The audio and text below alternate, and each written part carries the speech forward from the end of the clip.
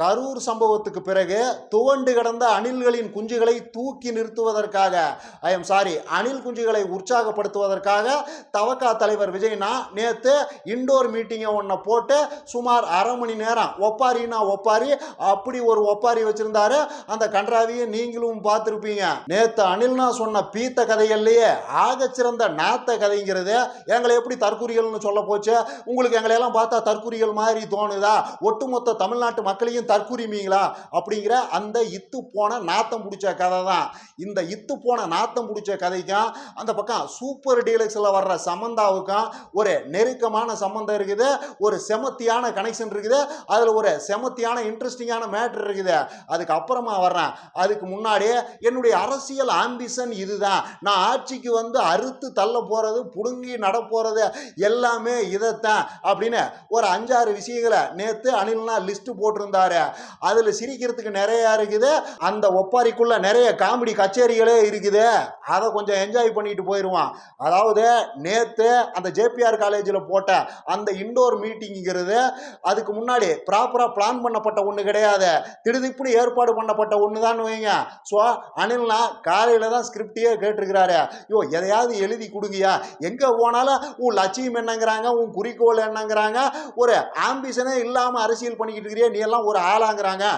ஆம்பிஷன்கிறது அதுக்குள்ள ஆழமா பொதிஞ்சு கிடைக்கிற மாதிரியான சில விஷயங்களை எழுதி கொடுங்கயா.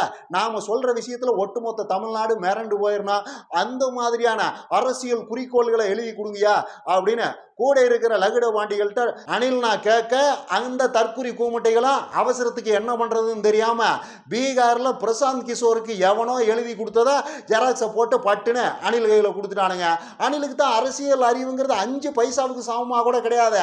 அரசியல் அறிவு கூந்தல்ங்கிறது சுத்தமாக கிடையாது. அதனால என்ன ஏதுன்னு தெரியாம இந்த ஆளும் எழுதி கொடுத்தது அப்படியே படிச்சுட்டு போயிட்டாப்ல. அதுக்கெல்லாம் எதுல சிரிக்கிறதுன்னு தான் தெரியல. என்னங்கிறாரு, எல்லாருக்கும் கண்டிப்பா ஒரு வீடு இருக்கணும் அப்படிங்கிறாரு. இதைத்தான் திமுக 1967 இருந்து சொல்லிக்கிட்டு இருக்குது. அதுக்குண்டான வேலையை அவங்க அன்றிலிருந்து இன்று வரை தொடர்ச்சியா செஞ்சுக்கிட்டு தான் இருக்கிறாங்க. இந்த குடிசைகளை எல்லாம் மாற்றி எல்லாரும் நல்ல கான்கிரீட் வீடுகள்ல இன்னும் வசதி வாய்ப்புகளோட கூடுதல் சுகமா வாழணுங்கிறதுக்காக தான் கலைஞர் 1970 தமிழ்நாடு குடிசை மாற்று வாரியத்தை ஆரம்பிக்கிறாரு. அதன் மூலமா எத்தனையோ குடிசைகள் கான்கிரீட் வீடுகளா மாறி இருக்குது. இன்னும் பல ஸ்கீம்கள் தமிழ்நாட்டில் இருக்குது. இப்போ இந்த கலைஞர் கனவு இல்லம் திட்டம்னு ஸ்டாலின் ஒன்று நடைமுறைப்படுத்திட்டு இருக்கிறாரு. அந்த பக்கம் பிரதமர் வீடு கட்டும் திட்டம்னு மோடி ஒரு உருட்டிட்டு இருக்கிறாரு. இன்னும் எத்தனையோ இருக்குது. ஏழைகளுக்கு வசதி வாய்ப்பு இல்லாதவங்களுக்கு அவங்களுக்கும் வீடு கிடைக்கணுங்கிறதுக்காக தமிழ்நாட்டில் எத்தனையோ ஸ்கீம்கள் இருக்க தான் செய்து அதில் குறிப்பிடத்தகுந்த அளவுக்கு மாற்றத்தை கொண்டு வந்திருக்கிறாங்க தான். மார்க்கெட்டில் சம்பாரித்து வசதியான வீடுகளை கட்டிக்கிறவங்க ஒரு பக்கம்னா, அந்த வாய்ப்பு இல்லாதவங்களுக்கு அதை பண்ணி கொடுக்குற வேலையை அரசாங்கம் அந்த பக்கம் செஞ்சுக்கிட்டு தான் இருக்குது. இதை மீறி இந்த அணில் எண்ணத்தை பிடுங்க போறாப்புல. ஏங்கண்ணா அணில்ண்ணா சொல்லுங்கண்ணா, இதை மீறி நீங்கள் எண்ணத்தை பிடுங்க போறீங்க. அதே மாதிரியே என்ன வீட்டுக்கு ஒரு மோட்டர் சைக்கிளா? இதுக்கெல்லாம் எதில் சிரிக்கிறது தான் எனக்கு தெரியல. அதனால தான் சொல்கிறேன், இந்த அணிலோட அரசியல் ஆம்பிஷன்கிற இந்த பீத்த கதையை பீகார்ல பிரசாந்த் கிஷோருக்கு எவனோ எழுதி கொடுத்ததுன்னு பின்ன பைக் எல்லார் வீட்லயும் இருக்கணும்னு சொன்னா இதை எப்படி புரிஞ்சுக்கிறது? அணில் இதெல்லாம் ஆல்ரெடி அச்சீவ்டியா. வீட்டுக்கு ஒரு பைக் இல்ல, ஆளுக்கு ஒரு பைக்குங்கிறத நோக்கி தமிழ்நாடு போயிட்டு இருக்குது. அடுத்த டார்கெட்டு எல்லா வீடுகள்லையும் கார் இருக்கணுங்கிறதா. அதை நோக்கி தான் தமிழ்நாட்டோட பொருளாதார வளர்ச்சி போயிட்டு இருக்குது. நீ பீகார்ல சொல்ல வேண்டிய பீத்த கதையெல்லாம் வந்து தமிழ்நாட்டில் சொல்லிக்கிட்டு இருக்கிற. இதனாலதான் உங்களை தற்குறிங்கிறது, உங்க கூட்டத்தை தற்குறி கூட்டம்ங்கிறது, உன்னையே ஒரு கடைஞ்செடுத்த தற்குறி தலைவன் சொல்றதெல்லாம் என்னன்னே தெரியாம இப்படி பேசிட்டு தெரியற பாத்தியா? அதனாலதான் அப்புறம் என்னென்னமோ சொல்றாப்லையா, வீட்டுக்கு ஒரு பட்டதாரி கண்டிப்பா இருக்கணுமா? என்னத்தை சொல்றது? இதெல்லாம் ஆல்மோஸ்ட் அச்சீவ்டியா. தமிழ்நாடோட கிராஸ் என்ரோல்மெண்ட் ரேஷியோ எந்த லெவல்ல இருக்குதுன்னு உனக்கு ஏதாவது தெரியுமா? அட்லீஸ்ட் GER கிராஸ் என்ரோல்மெண்ட் ரேஷியோன்னா என்னன்னாவது உங்களுக்கு எல்லாம் தெரியுமா? உங்க தத்தி கும்பலுக்கு, தற்குறி கும்பலுக்கு அதெல்லாம் என்னன்னு தெரியுமா? இந்தியாவோட GER 25% தான். தமிழ்நாடு 51%. 2 பேர்ல ஒரு ஆளு +2 முடிக்கிறதுல 2 பேர்ல ஒரு ஆளு காலேஜுக்கு போறான். அதுவும் 1998 தலைவர் கலைஞர் என்ன பண்ணாருன்னா, நம்மளுக்கு வெறும் ஆர்ட்ஸ் அண்ட் சயின்ஸ் கோர்ஸ் மட்டும் படிச்சா பத்தாது, எப்படியாவது என்ஜினியரிங், மெடிசன் மாதிரியான ப்ரொஃபஷனல் கோர்ஸுகள்லையும் நம்ம ஆட்களை, சாதாரண ஆட்களை, முதல் தலைமுறை பட்டதாரிகளை உள்ள தள்ளி விட்டுறத குறிக்கோளா வச்சு ரூரல் கோட்டா கொண்டு வந்தாரு. கவர்மெண்ட் காலேஜஸ் மட்டும் இல்ல, பிரைவேட் என்ஜினியரிங் மெடிக்கல் காலேஜஸும் கட்டாயம் கிராமப்புற மாணவர்களுக்கு 15% இடஒதுக்கீடு கொடுக்கணும்னு கட்டாயப்படுத்தி அதை அமல்படுத்த அறிமுகப்படுத்தினாரு. வீட்டுக்கு ஒரு என்ஜினியருங்கிறத நோக்கி தமிழ்நாடு போயிட்டு இருக்கிறா. தத்தி அணில்களா, என்னத்திரா சொல்றது? வீட்டுக்கு ஒரு பட்டதாரிய இந்த விளக்கண்ணை வந்து உருவாக்குறாராம். என்னங்கடா நீங்க எல்லாம்? தமிழ்நாட்டில் ஒரு குழந்தை பிறக்குதுன்னா அது கட்டாயம் பட்டதாரியா ஆகியே தீரணுங்கிறத அரசியல் அடிப்படையாவே வச்சு தமிழ்நாட்டு அரசியல் இயங்க ஆரம்பிச்சு பல காலம் ஆகுதுடா. பைத்தியங்களா, தத்திகளா, தற்கூரி முண்டங்களா, இவர் வந்து பட்டதாரிகளை உருவாக்க போறாராம். பல ஸ்கீம்கள் இருக்குதுடா. இப்ப ஸ்டாலின் அரசு கொண்டு வந்த இந்த தமிழ் புதல்வன், புதுமை பெண் திட்டங்கள் எல்லாமே எல்லாரையும் பட்டதாரி ஆக்கணுங்கிறதா நோக்கத்துக்காக கொண்டு வரப்பட்டதுதான். அதெல்லாம் பிராக்டிக்கலா களத்துல செமத்தியா ஒர்க் அவுட் ஆகிட்டு இருக்குது. அணில்லாம் வந்து அறுத்து தள்ளுறதுக்கெல்லாம் ஒண்ணும் இல்ல. அப்படி அறுப்பாருன்னா சொல்லுங்க. இதையெல்லாம் மீறி இவங்க பண்ணினதை மீறி அவர் என்ன செய்வாரு? 4 விஷயங்களை சொல்லுங்க பார்க்கலாம். அதாவது அவர் அதையெல்லாம் செய்யறாரா இல்லையா, நாம அதை எப்படி நம்புறதுங்கிறதெல்லாம் அடுத்தது. முதல்ல எதையாவது சொல்லுங்கடா. என்னன்னே தெரியாம பீகார் தேர்தல் வாக்குறுதிகளை இங்க படிச்சுட்டு போறாப்லையே. என்னத்த சொல்றது? தற்கூரின்னு சொன்னா கோவ கூந்தல் வேற வருது உங்களுக்கு. அப்புறம் இன்னும் என்னமோ சொன்னாப்லையே, தமிழ்நாட்டை தொழில் மயமான மாநிலமா மாத்தணுமா? ஏதாவது தெரியுமாடா உங்களுக்கு? இந்தியாவிலேயே தமிழ்நாடு தாண்டா அதிகபட்ச தொழில் மயமான மாநிலம். இந்தியாவிலேயே 40,000 தொழிற்சாலைகள் அடிப்படையில் தமிழ்நாடு தான் அதிக தொழிற்சாலைகள் இருக்கிற மாநிலம். இதெல்லாம் ஏதாவது தெரியுமா? தமிழ்நாட்டோட 2 மடங்கு 3 மடங்கு பாப்புலேஷன் இருக்கிற மாநிலங்கள்லயே இந்த அளவுக்கு தொழிற்சாலைகள் கிடையாது.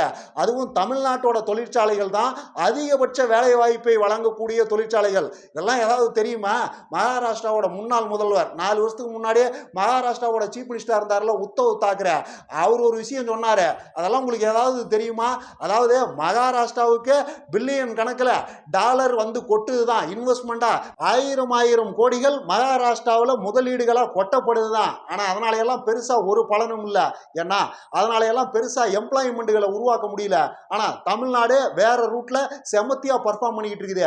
ஏன்னா அங்க இருக்கிறதெல்லாம் சிறு குறு நடுத்தர நிறுவனங்கள், அதுலதான் வேலை வாய்ப்புகளை அதிகமா உருவாக்க முடியும். அந்த மாடல்ல தமிழ்நாடு போறதுனால தான் இந்தியாவிலேயே அதிக வேலை வாய்ப்புகளை வழங்குற மாநிலமா தமிழ்நாடு இருக்குது. நாமளும் அந்த ரூட்ல தான் போகணும். இப்படி ஆயிரக்கணக்கான கோடிகளை இன்வெஸ்ட்மெண்ட்ங்கிற பேர்ல கொட்டுறதுல எல்லாம் எந்த மீனிங்கும் கிடையாதுன்னு அவர் ஓப்பனா ஒரு விஷயத்தை சொன்னாப்ல. அதெல்லாம் ஏதாவது தெரியுமா? தொழில்துறை வளர்ச்சியில இந்தியாவுக்கே முன்மாதிரியான மாநிலம் தமிழ்நாடு தான்டா. அதை சாதிச்சது திராவிட கட்சிகள் தான். அதுல திமுகவுக்கு பெரிய பங்கு இருக்குது. இன்ஃபேக்ட் காங்கிரஸுக்கு அதுல ஒரு முக்கியமான ரோல் இருக்குதுன்னு வைங்க. என்னன்னே தெரியாம பேசிக்கிட்டு இருக்குது இந்த பைத்தியங்கள்லாம். என்னத்தை சொல்றது? தற்கூரின்னு சொன்னா கோவ கூந்தல் வேற வருது.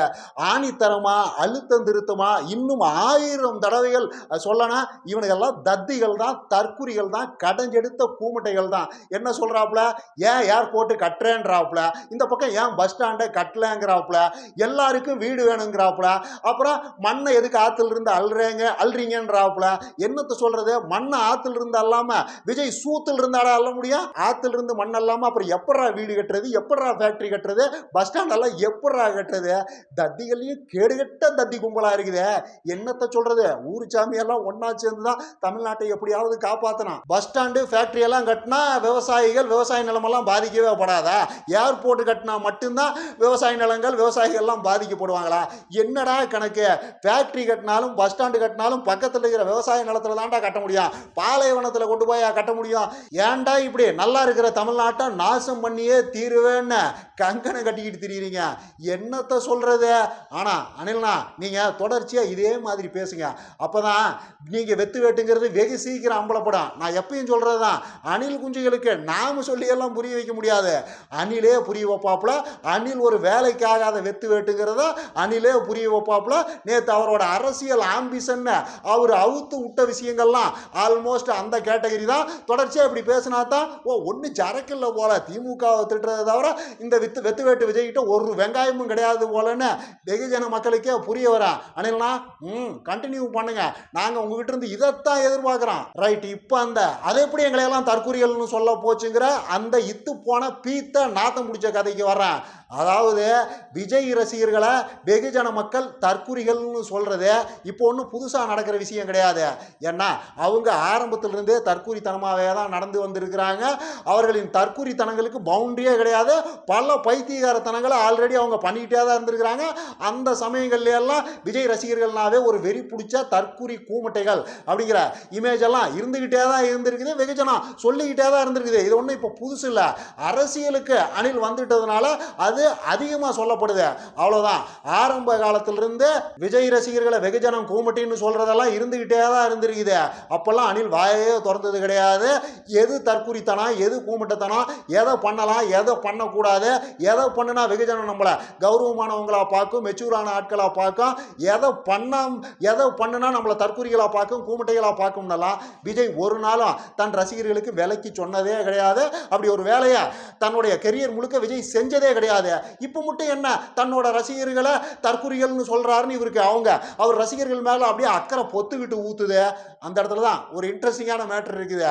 அதாவது இப்போ விஜய் ரசிகர்கள்லாம் தற்குறிகள்னு நாமெல்லாம் சொல்றது விஜயோட அரசியலுக்கு பெரிய ஆபத்தா இருக்குது.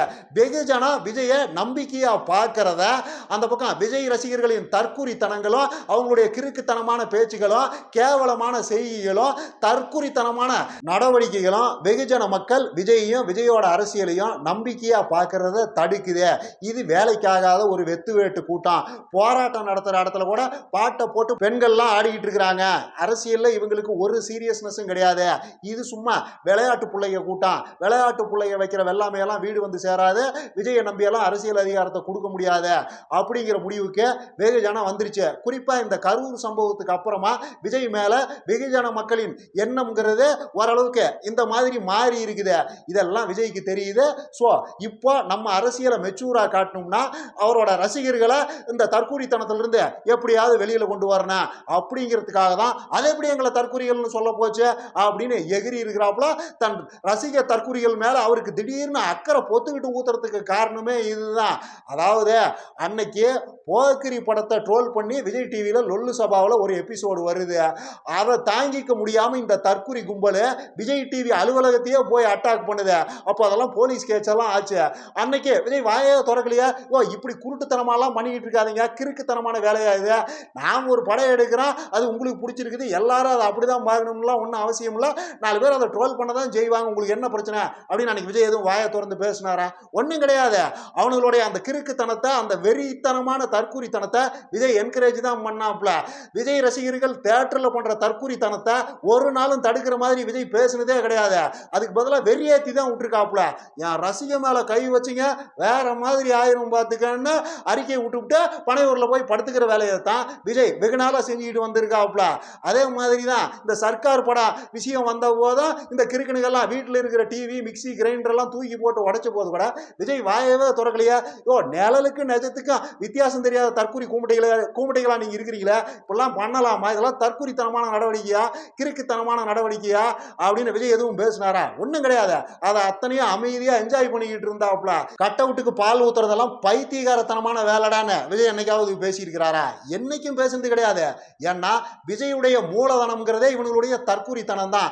இவனுடைய அந்த வெறித்தனமான கிறுக்குத்தனம் தான் விஜயுடைய சினிமா மூலதனமே. இவனுங்க கொஞ்சம் விவரம் ஆயிட்டானுங்கன்னா, இவனுங்க கொஞ்சம் பக்குவம் ஆயிட்டானுங்கன்னா விஜயோட சினிமா வியாபாரம் படுத்துருங்கிறதுனால விஜய் தொடர்ச்சியா இவனுடைய தற்கூரித்தனத்தை என்கரேஜ் பண்ணிக்கிட்டே தான் வந்திருக்கிறாப்லையே தவிர இவனுங்களை மெச்சூர் பண்ற வேலையை விஜய் என்னைக்கும் பார்த்தது கிடையாது. தியேட்டர்ல ஸ்கிரீன் முன்னாடி போய் ஆடுறதெல்லாம் மெச்சூரான ஆள் செய்யற வேலை கிடையாதுன்னு விஜய் என்னைக்காவது பேசியிருக்கிறாரா? ஆனந்தம்ங்கிறது நமக்குள்ளதான் இருக்கணும். எல்லா ஆனந்தத்தையும் நமக்குள்ளதான் வச்சு அனுபவிக்கணும். பப்ளிக்ல பிஹேவ் பண்றதுக்குன்னு ஒரு ப்ரொசீஜர் இருக்கு. அதன்படி பிஹேவ் பண்ணாதான் வெகுஜன மக்கள் நம்மளை மெச்சூரான ஆளா பார்ப்பாங்க. அதை விட்டுட்டு இப்படி ஸ்கிரீன் முன்னாடி எல்லாம் போய் ஆடிட்டு இருந்தீங்கன்னா நீ பைத்தியகாரன் கேட்டகரியில தான் இருப்பேன்னு விஜய் என்னைக்காவது பேசியிருக்கிறாரா? அவனுங்களோட அந்த வெறித்தனமான பைத்தியகாரத்தனம் தான் விஜயோட சினிமா மூலதனம், அரசியல் மூலதனம் எல்லாமே. இது சிம்பிளா புரியறதுக்காக ஒரு விஷயத்தை இந்த இடத்துல சொல்றேன். அதாவது இந்த சூப்பர் டீலக்ஸ் படத்துல கிளைமேக்ஸ்ல சமந்தா பேசுற மாதிரி ஒரு வசனம் வரும். அதாவது வில்லன் சமந்தாவை தன்னோட ஆசைக்கு இணங்கணும்னு கட்டாயப்படுத்துவாரு. அப்போ சமந்தாவோட கணவரா இருக்கிற பகத் பாசில சரி அனுசரிச்சு போயிரு, என்னத்தை போய் நீ ஏற்கனவே பண்ணாத தப்பா என்ன, இந்த ஒரு தடவை அனுசரிச்சு போயிரு, நமக்கு வேற வழி இல்லை, இதுல இருந்து தப்பிக்கிறதுக்கு நமக்கு வேற வழியே இல்லை அப்படிம்பாரு. அந்த அம்மா சமந்தா சிம்பிளா அதுக்கு ஒரு பதில் சொன்னோம்.